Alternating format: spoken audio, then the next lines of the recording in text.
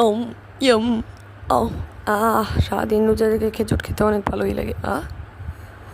ওই তুমি খেজুর ধুয়ে এগুলো খাচ্ছ কেন? আগে খেজুর খাও, তারপরে অন্য কিছু খেও।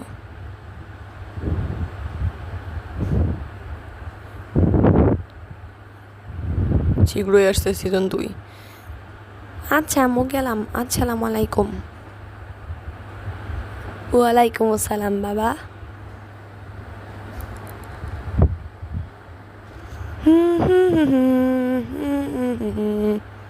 আহ পাখির গু আমার মাথায় পড়েনি। আলহামদুলিল্লাহ।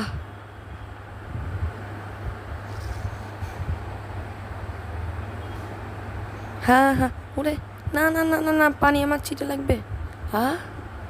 আমার লাগেনি, আলহামদুলিল্লাহ।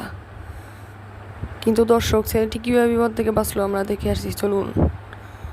বিপদ থেকে বাঁচার কারণ, সে যখন তার মাকে সালাম দিয়ে গেল তখন তার মা তার জন্য দোয়া করতেছিল, তাই আল্লাহ থেকে রক্ষা করেছিল। অতএব তোমার জন্য করা তোমার পিতামাতার দোয়াকে তুমি তুচ্ছ মনে করো না।